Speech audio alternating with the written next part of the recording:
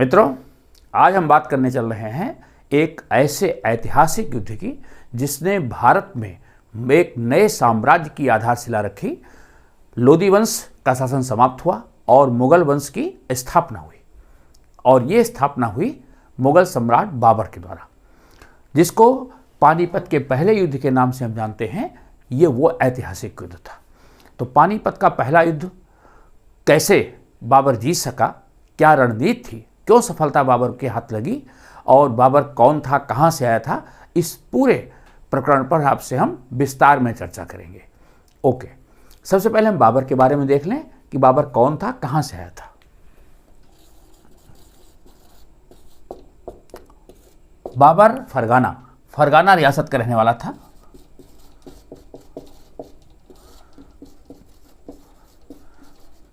Turkmenistan,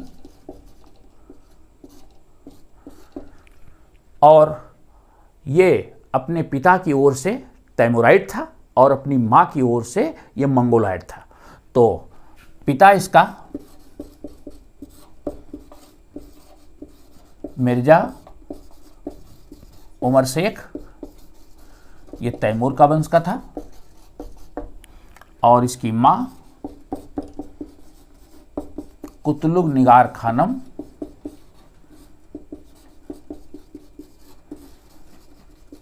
ये Mongol family से थी। तो इसके अंदर माता और पिता की ओर से दो ऐसे सेनानियों का रक्त प्रवाहित हो रहा था। पिता तैमूर के वंशज और माँ मंगोल वंशज। इसकी दादी का नाम था एहसान दौलत बेगम।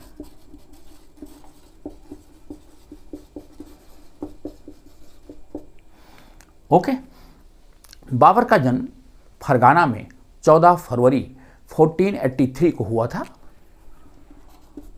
14 फरवरी 1483, ओके,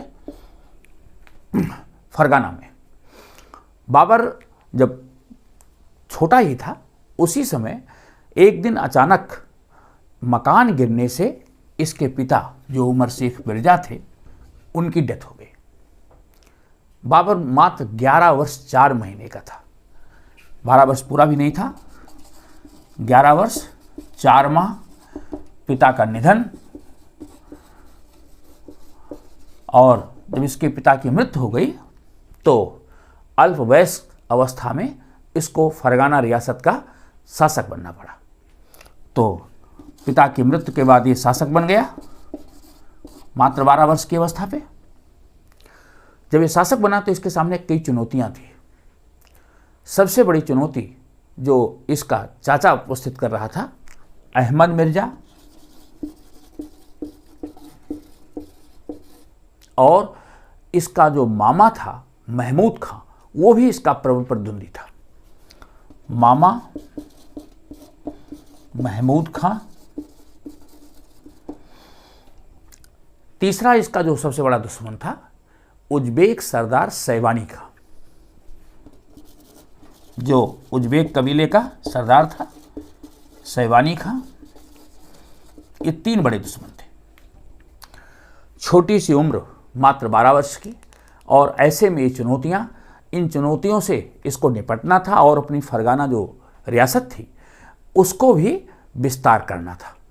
ऐसी चुनौतियों के बीच, ऐसे संघर्षों के बीच बाबर का विकास हुआ। लेकिन बाबर में सैनिक क्षमताएं थी, और इसने अपने पूर्वज जो तैमूर की कहानियां थी उसको इसने सुन रखा था। यूसुफ जाई जात की एक वृद्ध महिला थी जो वहाँ के गांव की मुखिया थी। उसका नाम था दिखकाट बेगम।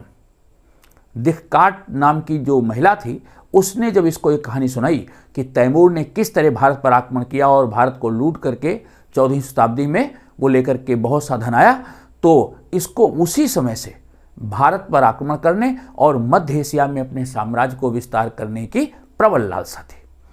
तो बाबर के अंदर एक चिंगारी थी कि किस तरह वो मध्य एशिया में अपने साम्राज्य का विस्तार करे और कभी न कभी वो भारत तक जरूर पहुंचे। बाबर ने अपनी आत्मकथा तुजु के बाबरी में लिखा है कि काबुल के आक्रमण के बाद हमेशा उसको भारत पर आक्रमण करने और उस पर अधिकार करने की लालसा लगी ही रही, जब तक पानीपत का युद्ध उसने नहीं जीता। तो इस तरह काबुल के आक्रमण 1504 के बाद से निरंतर वो भारत के बारे में सोचता रहा। बाबर एक बहुत महत्वाकांक्षी नवयुवक था और जो उसकी रियासत थी फरगाना, अब वो फरगाना तक ही सीमित नहीं रहना चाहता था, मध्य एशिया में वो अपना विस्तार चाहता था। तो मध्य एशिया में विस्तार के लिए उसने एक अच्छी घुड़सवार सेना रखी। तुर्कों की एक बड़ी विशेषता थी, जो तुर्की सेना वो अच्छी घुड़सवार सेना होती थी। तो अच्छी घुड़सवार सेना इसने रखी, सैनिकों को अच्छा प्रशिक्षण दिया गया और इसने सबसे पहला काम किया, अपने पूर्वज तैमूर की जो राजधानी थी समरकंद, जिसकी कहानियां वो पहले सुनता आया था कि उसके पूर्वज तैमूर ने बहुत आलीशान शहर बसाया था समरकंद, बहुत सुंदर सुंदर इमारतें, बहुत झरने और बाग थे ऐसे शहर में। उस शहर को जीतने की इसकी बहुत लालसा थी। तो सबसे पहले इसने समरकंद को जीतने के लिए प्रयास किया। बाबर ने 1496 में पहला प्रयास किया कि समरकंद को जीते। वो चाहता था कि उसके पूर्वज समरकंद में राज करते थे, समरकंद उनकी राजधानी थी, तो उसका वो विधिक अधिकार है और उस पर उसका अधिकार होना चाहिए, और इसलिए उसने समरकंद पर अभियान किया, लेकिन उसे सफलता नहीं मिली। अगली बार 1497 में उसने फिर से आक्रमण किया और इस बार उसको सफलता मिल गई, और वो सफलता लेकिन दीर्घ काल तक नहीं रही, केवल मात्र 100 दिन। 1497 में जो सफलता मिली वो केवल 100 दिन तक वो वहां शासन कर पाया। जो दूसरे विरोधी लोग थे वो बाबर के पांव टिकने नहीं दे रहे थे। एक तो अवस्था भी बहुत कम थी। बाबर ने 1497 में 100 दिन तक समरकंद पर सफलतापूर्वक राज किया, लेकिन उस समरकंद फिर उसके हाथ से निकल गया। अगली बार उसने समरकंद को फिर जीतने का प्रयास, और 1501 में उसने फिर से समरकंद को जीता, और इस बार 8 महीने तक समरकंद उसके पास रहा। 8 माह तक उसका शासन रहा, लेकिन फिर से समरकंद उसके हाथ से चला गया।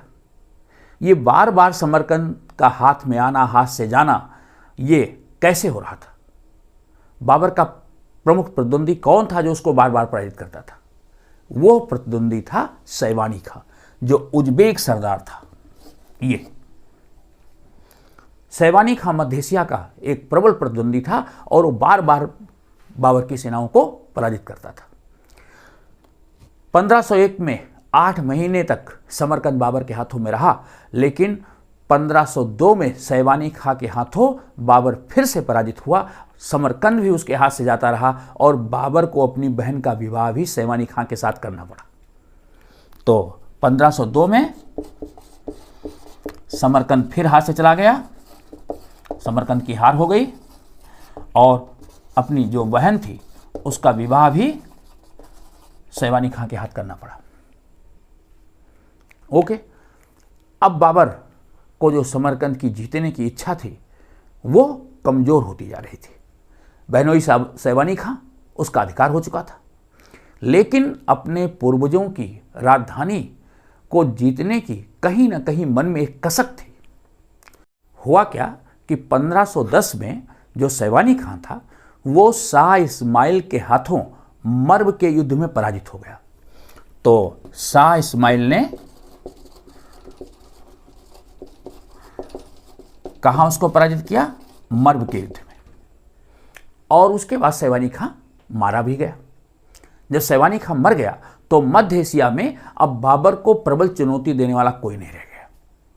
बाबर की जो इच्छा थी वो फिर से जग गई समरकंद पर अधिकार करने की, और 1511 ईस्वी में फिर से समरकंद को उसने जीत लिया। तो बाबर ने 1511 में समरकंद को जीत तो लिया, लेकिन ये जीत भी स्थायी नहीं हुई। सैवानी खां के जो वंशज थे, जो सैवानी खां का उज्बेक गुट था, वो बहुत शक्तिशाली था, बहुत अच्छे घुड़सवार थे, क्योंकि मध्य एशिया में बहुत अच्छे घोड़े मिलते थे और ये कबीले बहुत अच्छे शिकारी और बहुत अच्छे सैनिक होते थे। घोड़े पर चढ़ करके तीरंदाजी करना इनका एक प्रमुख शौक था। साथ साथ इसमें बहुत से ध्वस्त होते थे। तो 1512 में क्या हुआ कि समरकंद बाबर फिर हार गया। तो इस तरह समरकंद 3 बार बाबर के हाथों में आया, 1497 में, 1501 में और 1511 में, लेकिन तीनों बार उसके हाथ से जाता रहा। बाबर लगातार समरकंद को जीतने के प्रयास में उलझता रहा। उसने देखा कि जो मध्य एशिया का क्षेत्र है उस क्षेत्र में सफलता पाना और स्थायी सफलता पाना मुश्किल है, क्योंकि उज़्बेक कबीले निरंतर उसका विरोध कर रहे थे। इसलिए अब उसने अपना लक्ष्य अफगानिस्तान की ओर किया और 1504 ईस्वी में उसने काबुल को जीत रखा था। अफगानिस्तान में जो काबुल का क्षेत्र था, काबुल कांधार तक का जो इलाका था, इस इलाके पर बाबर का अधिकार था। लेकिन ये क्षेत्र ऐसा था जो पहाड़ी और शुष्क प्रदेश था। यहाँ उतने संसाधन नहीं थे कि बाबर की महत्वाकांक्षा को वो पूरा कर सकें, क्योंकि बाबर बड़ी सेना रखना चाहता था, साम्राज्य को विस्तार देना चाहता था, तो इतने संसाधन थे नहीं। इसलिए उसको भारत की वो धीरे धीरे और मजबूत हुई कि किसी तरह भारत पर और जो आज का पाकिस्तान है, लाहौर सियालकोट का इलाका, इस पर आक्रमण किया जाए, जिससे कि संसाधन प्रचुर मात्रा में उपलब्ध हो सकें और वो बड़ी सेना रख करके अपने सपनों के साम्राज्य को जिंदा कर सके। तो बाबर ने अब काबुल को अपना मुख्य अड्डा बनाते हुए उसने भेरा पर आक्रमण किया। 15, 19 और 20 के बीच उसने भेरा पर 2 बार आक्रमण किया। जो आज का पाकिस्तान का पंजाब है, वो वहाँ पर भेरा मुख्य क्षेत्र था। खैबर दर्रा के रास्ते हो करके बाबर अपनी घुड़सवार सेना के साथ आगे बढ़ा और उसने भेरा नगर पर आक्रमण किया। खैबर दर्रा ही वो रास्ता था जिससे मध्य एशिया की तरफ से आया जा सकता था। पहली बार उसको सफलता नहीं मिली। सितंबर 1519 में उसने दूसरी बार आक्रमण करके भेरा को जीत लिया। 1520 में फिर से उसने आक्रमण किया और बाजौर सहित सियालकोट को जीता। बाजौर और सियालकोट इस पर अधिकार कर लिया। बाबर यही रुकने वाला नहीं था। अब तो उसको भारत की ओर जाने के लिए रास्ता मिल चुका था। 1524 में उसने लाहौर पर आक्रमण किया और लाहौर पर उसका अधिकार हो गया। 1524 में लाहौर भी बाबर के हाथों आ गया। अब इसी समय घटनाक्रम ऐसा परिवर्तित हुआ कि जो भारत का शासक वंश था, लोदी वंश। अब आइए हम बात करते हैं कि बाबर को पानीपत के युद्ध में किस वजह से सफलता प्राप्त हुई। बाबर को आलम खां लोदी और दौलत खां लोदी दोनों का सहयोग मिल चुका था, दोनों का बुलावा भी मिल चुका था, लेकिन इन दोनों ने बाबर के विपरीत जाकर के अपनी शक्ति को स्थापित करने का एक प्रयास भी किया, क्योंकि इन दोनों का सोचना था कि तैमूर की तरह बाबर भारत पर आक्रमण करेगा और फिर से वापस चला जाएगा और इब्राहिम लोदी के बाद उनकी सत्ता स्थापित हो जाएगी। तो ये इनकी जो सोच थी, लेकिन ऐसा बाबर करने वाला नहीं था। बाबर ने दौलत खां लोदी को पराजित किया और आलम खां लोदी को उसने अपने साथ रखा। बाबर बड़ा दूरदर्शी था, क्योंकि आलम खां लोदी लोदी वंश का उत्तराधिकारी था, इब्राहिम लोदी का चाचा था। तो इसलिए दौलत खां लोदी को तो उसने परास्त कर दिया, लेकिन आलम खां लोदी को अपने साथ बनाए रखा। बाबर की सेनाएं आगे बढ़ी और पानीपत के युद्ध में इब्राहिम लोदी तथा बाबर की सेनाओं का आमना सामना हुआ। दोनों सेनाएं कहाँ मिली? दोनों सेनाओं का आमना सामना हुआ हरियाणा में। वो ऐतिहासिक मैदान पानीपत ये युद्ध की गवाही बनने जा रहा था। बाबर बहुत दूरदर्शी था। उसने अपनी सेना को पूरी तरह से इब्राहिम लोदी के सामने नहीं आने दिया। बाबर ने पानीपत जो गांव था, अपनी सेना का बहुत सा हिस्सा इस गांव, पेड़ों और टीलों के पीछे उसने छिपा दिया। दोनों सेनाएं 12 अप्रैल 1526 को पानीपत में पहुंच गए। दोनों सेनाएं 12 अप्रैल 1526 को पहुंच करके इन्होंने अपना मोर्चा जमा लिया। बाबर ने अपनी सेना को अपने पूरे अनुभव का प्रयोग करते हुए इस तरह से व्यवस्थित किया कि जिससे दुश्मन के आक्रमण का मुंहतोड़ जवाब दिया जा सके और सफलता निश्चित हो जाए। बाबर के पास सैनिकों की संख्या भी कम थी। कहते हैं, जो उस समय के इतिहासकारों का उल्लेख है कि लगभग बाबर के पास 12,000 सैनिक थे। कुछ सैनिक बाबर को भारत में भी मिल गए जो बाबर के साथ हो गए, तो लगभग 25,000 सैनिक माने जाते हैं कि लगभग बाबर की सेना 25,000 के आसपास रही होगी। जबकि इब्राहिम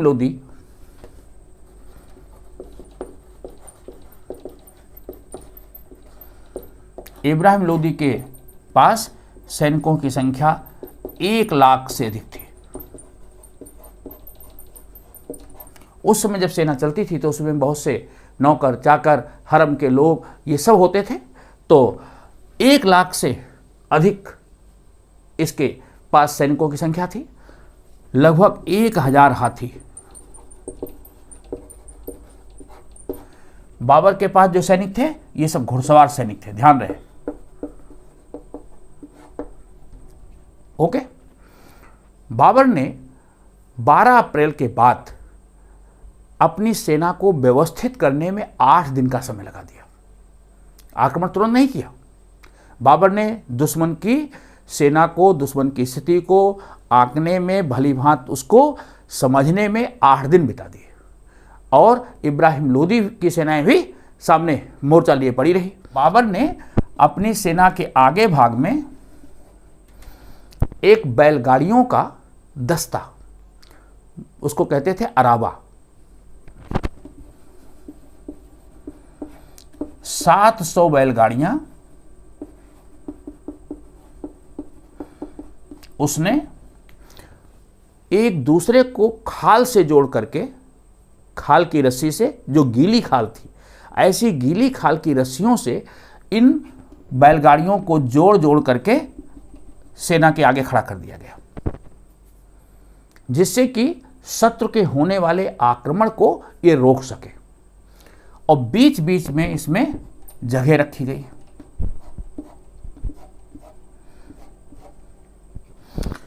ये जो बैलगाड़ियों का दस्ता था अराबा, ऐसा था जिसको आगे और पीछे किया जा सकता था।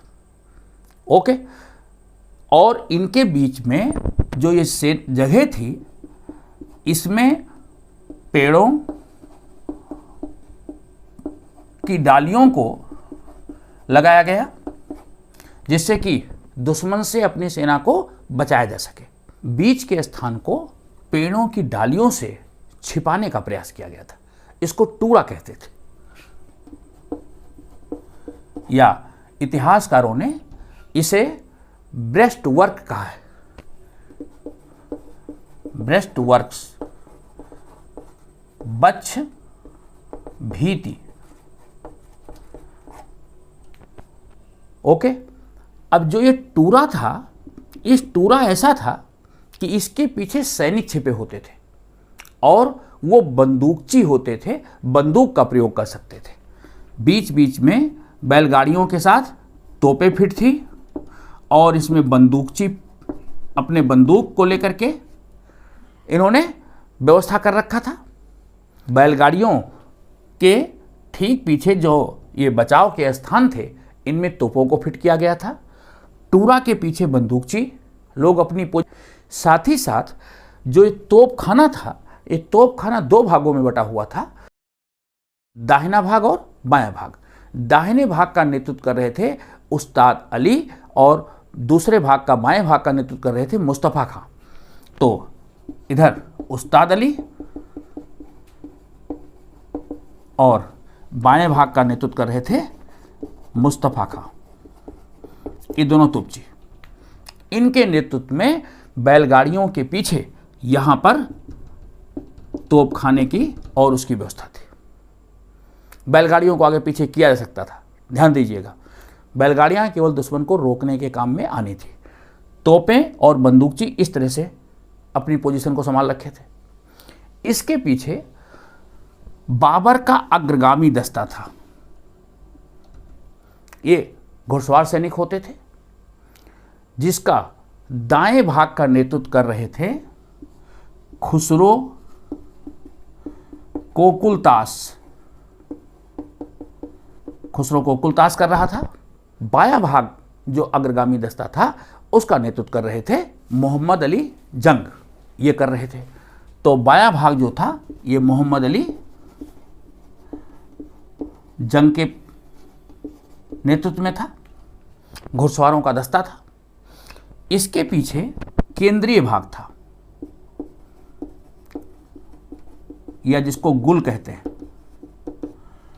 बाबर यहां पर अपनी पोजीशन ले रखा था। बाबर के नेतृत्व में केंद्रीय भाग। बाबर के पीछे जो घुड़सवार सेना का दो ऐसा दस्ता था जिसको कि तुलगोमा कहते थे, जिसको शत्रु सेना पर घूम करके आक्रमण करना था। इस तरह से जो उसने सैवानी खां से सीखा था। बहुत अच्छे घुड़सवार, इनको कहते हैं कोतल, जो बहुत अनुभवी प्रशिक्षित घुड़सवार थे, वो बाबर के केंद्रीय भाग के ठीक पीछे उन्होंने अपनी पोजीशन ले रखी थी। और इस तुलगुमा सेना का नेतृत्व करने वाले थे अब्दुल अजीज, हुमायूं व ख्वाजा किला। ये दाएं भाग का नेतृत्व कर रहे थे। अब्दुल अजीज, हुमायूं व ख्वाजा किला। और जो बायां भाग था, इस बाएं भाग के नेतृत्व करने वाले थे मोहम्मद सुल्तान मिर्जा और मेहंदी ख्वाजा। मोहम्मद सुल्तान मिर्जा और तो तुलगमा का नेतृत्व बाएं भाग का, दाहिने भाग का इस प्रकार से हो रहा था। इस तरह बाबर की व्यूह रचना थी।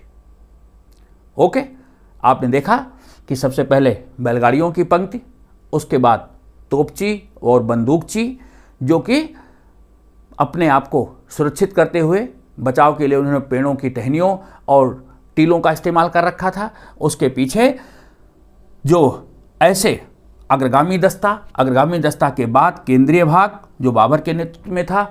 इसके अतिरिक्त तुलगमा जो दो भागों में बटा हुआ था। इब्राहिम लोदी ने कैसे सेना को नियंत्रित कर रखा था? इब्राहिम लोदी के पास 1000 हाथी थे और उस समय भारतीय जो शासक थे वो हाथी को अग्रभाग में खड़ा करते थे। वो सोचते थे कि हाथी विशालकाय जानवर है, बहुत सी सेना को वो अपने पैरों से, सूंड से मार सकते हैं, और हाथी को शक्तिशाली मानते हुए आगे खड़ा करते थे। तो अग्रगामी दस्ता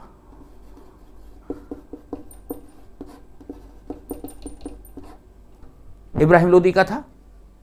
उसके बाद उसका केंद्रीय दस्ता में उसके घुड़सवार और वो स्वयं। इसके बाद सेना को उसने दो भाग में बांट रखा था, बायां भाग और दाहिना भाग। तो 3 भागों में सेना बटी हुई थी, अग्रगामी दस्ता, केंद्रीय भाग और दाहिना भाग और बायां भाग। लगभग 1 लाख सैनिक, 1000 हाथी, इस तरह से उसने अपनी व्यूह रचना कर रखी थी। मैं बता दूं, बाबर के पास सैनिक जरूर कम थे, लेकिन उसको बहुत अच्छा अनुभव था। उसकी तुलना में इब्राहिम लोदी के पास वो अनुभव का विशेष अभाव था। यही कारण था कि बाबर ने जब अपनी व्यूह रचना तैयार कर ली तो उसके बाद उसने 20 अप्रैल की रात को एक आक्रमण करके शत्रु की सेना का अनुमान लगाने का प्रयास किया। 20 अप्रैल की रात को जो मुगल सैनिक थे उन्होंने लोदी सैनिकों के ऊपर आक्रमण किया, अफगान सेना पर आक्रमण किया और छोटी सी झड़प हुई। लेकिन इस झड़प में जो अफगान सेना थी वो तितर बितर होने लगी। बाबर को पता लग गया कि शत्रु सेना संख्या में जरूर ज़्यादा है लेकिन वो सुनियोजित नहीं है। बाबर ने देर न करते हुए 21 अप्रैल 1526 को अपनी सेना को प्रातःकाल दुश्मन सेना पर आक्रमण करने के लिए आदेश दे दिया। बाबर की सेना ने आक्रमण प्रारंभ कर दिया। इब्राहिम लोदी की सेना भी आगे बढ़ी। इब्राहिम लोदी केंद्रीय भाग में था। ग्वालियर के राजा विक्रमादित्य इब्राहिम लोदी के साथ अपनी राजपूत सेना के साथ में थे। दोनों राजपूत शक्ति और अफगान इनकी मिलीजुली सेनाएं आगे की ओर बढ़ी। बाबर ने अपनी जो बैलगाड़ी का दस्ता था इसके आगे वहाँ उसने खाइयाँ खुदवा रखी थी और उन खाइयों को घास से, पेड़ों की डालियों से ढक दिया गया था, जिससे कि दुश्मन अगर आगे की ओर बढ़ते हैं तो उन खाइयों में ही गिर जाएं और शत्रु सैनिक बाबर की सेना तक न पहुंच सके। इब्राहिम लोदी के सैनिक आगे बढ़े। सबसे पहले हाथी थे। हाथी चिघाड़ते हुए आगे बढ़े लेकिन बहुत से हाथी इन खाइयों में गिर के रह गए। बाबर की जो तोपची सेना थी, जो इन बैलगाड़ियों के पीछे इन्होंने अपनी पोजीशन ले रखी, तोपों ने गड़गड़ाना चालू, तोपों से गोलाबारी होने लगी और जो हाथी आगे थे वो पहली बार भारतीय सेना ने इस प्रकार गोला बारूद उत्तर भारत में पहली बार बाबर की तरह तोप का प्रयोग किया गया, बंदूकों का प्रयोग किया गया। दुश्मन सेना में घबराहट फैल गई और खबरें हाथी बिगड़ करके पीछे की ओर भागना चालू हो गए। ओके, वो अपने सैनिकों को ही कुचलने लगे। सेना में अफरा तफरी जो उसकी योजना थी वो खेल गई। इसी बीच बाबर के जो ये अग्रगामी दस्ता के घुड़सवार सैनिक थे वो आगे बढ़े और बैलगाड़ियों के बीच से रास्ता बनाते हुए अब दुश्मन सेना पर तो सुबह सुबह प्रारंभ हुआ था। 10-11 बजे तक ऐसा लगने लगा कि निर्णायक इब्राहिम लोदी और उनके साथ राजपूत सेना दोनों अपने पूरा पराक्रम के साथ कर रही थी लेकिन सफलता उससे दूर जा चुकी थी। ऐसे स्थिति में बाबर ने अपने जो पीछे तुलगमा सैनिक थे इनको आदेश दे दिया और 11 बजे के बाद ये जो तुलगमा सैनिक सिपाही थे ये शत्रु सेना पर इन्होंने बगल से आक्रमण करते हुए अफगान सेना को 3 ओर से घेर लिया। सामने तोपों की गड़गड़ाहट, अग्रगामी दस्ता की तीरों की बौछार, बाएं भाग से और दाएं भाग से दोनों ओर से तीरों की बौछार करते हुए तुर्की घुड़सवार सैनिक शत्रु सेना से बुरी तरह से घिर गई अफगान सेना। ऐसी स्थिति में जो इनका रहा सहा उत्साह था वो खत्म हो गया। स्वयं इब्राहिम लोदी, ग्वालियर नरेश विक्रमादित्य दोनों युद्ध में मारे गए और दोपहर खत्म होते होते दिन ढलते ढलते युद्ध जीत लिया गया। बाबर ने अपनी पुस्तक बाबरनामा में लिखा है कि युद्ध प्रातःकाल प्रारंभ हुआ और दोपहर में सूर्य ढलने के साथ युद्ध समाप्त हो गया। तो इस प्रकार से 2 से 3 बजे के बीच युद्ध पूरी तरह से जीता जा चुका था। लगभग 15 से 20 हजार सैनिक मारे गए और यह युद्ध एक ऐसा निर्णायक युद्ध हुआ जिसने भारत पर मुगल साम्राज्य की स्थापना कर दी और लोदी वंश को समाप्त कर दिया। तो इस प्रकार बाबर की जो रणनीति थी, बाबर का जो निर्देशन था वो काम आया और अंततः अफगान सेना के ऊपर मुगल सेना की विजय हासिल हो गई। ओके, तो इस प्रकार इस युद्ध ने भारत के इतिहास को एक नई दिशा दे दी, एक नए वंश की स्थापना हुई जिसने आगे चल करके एक लंबे समय तक भारत पर अपना शासन स्थापित किया। तो ये थी मित्रों पानीपत युद्ध की पूरी कहानी। मित्रों आपको वीडियो कैसा लगा आप अपनी प्रतिक्रिया भी देंगे, चैनल को लाइक था सब्सक्राइब भी करेंगे। थैंक्स।